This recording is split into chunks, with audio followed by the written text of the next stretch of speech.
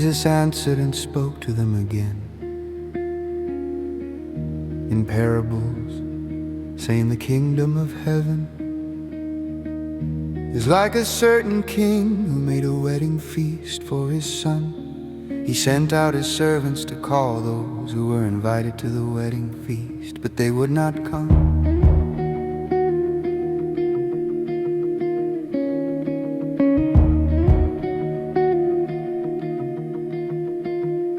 Again he sent out other servants, saying, tell those who are invited, behold, I have prepared my dinner. My oxen and my fattened cattle are killed, and all things are ready.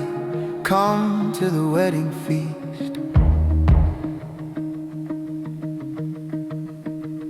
But they made light of it and went their ways, one to his own farm, another to his merchandise, and the rest grabbed his servants, treated them shamefully, and killed them. The king was angry and sent his armies, destroy those murderers, and burn their city.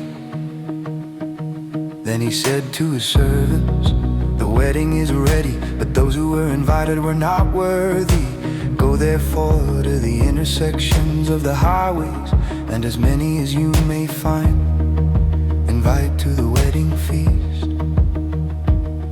Those servants went out into the highways and gathered together all whom they found, both evil and good, and the wedding hall was filled with guests.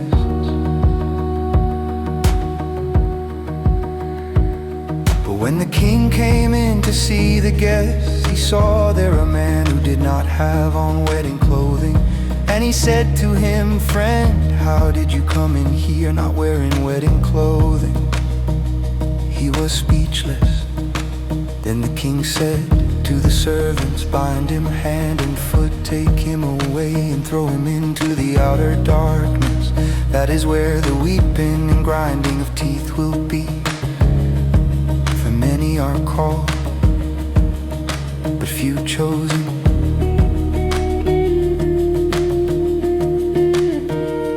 Then the Pharisees went and took counsel how they might entrap him in his talk. They sent their disciples to him along with the Herodians, saying, teacher, we know that you are truthful and teach the way of God in truth, and do not defer to anyone, for you do not show partiality to anyone. Tell us therefore, what do you think? Is it lawful to pay taxes to Caesar or not? But Jesus perceived their wickedness and said, why do you test me, you hypocrites? Show me the tax money. They brought to him a denarius. He said to them, whose image and inscription is this? They said to him, Caesar's. Then he said to them, give therefore to Caesar the things that are Caesar's, and to God the things that are God's. When they heard it, they marveled and left him and went away. On that day, Sadducees came to him. They asked him, saying, teacher, Moses said, if a man dies having no children, his brother shall marry his wife and raise up offspring for his brother. Now there were with us 7 brothers. The first married and died, and having no offspring left his wife to his brother. In the same way the second also, and the third to the 7th after them all. The woman died in the resurrection, therefore whose wife will she be of the 7? For they all had her. But Jesus answered them, you are mistaken, not knowing the scriptures nor the power of God. For in the resurrection they neither marry nor are given in marriage, but are like God's angels in heaven. But concerning the resurrection of the dead, have you not read what was spoken to you by God, saying, I am the God of Abraham, the God of Isaac, and the God of Jacob? God is not the God When the multitudes heard it, they were astonished at his teaching. But the Pharisees, when they heard that he had silenced the Sadducees, gathered themselves together.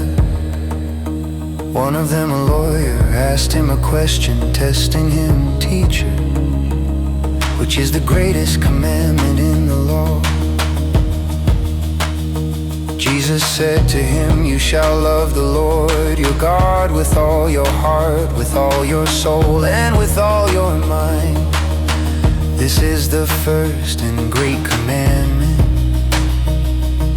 A second likewise is this: you shall love your neighbor as yourself. The whole law and the prophets depend on these two commandments."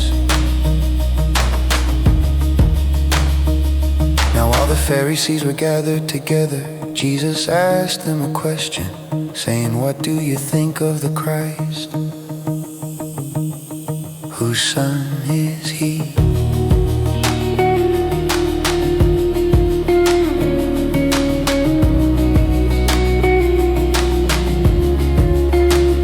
They said to him, "David's."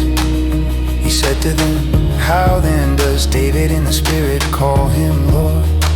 Saying, the Lord said to my Lord, sit on my right hand until I make your enemies a footstool for your feet. If David then calls him Lord, how is he his son?"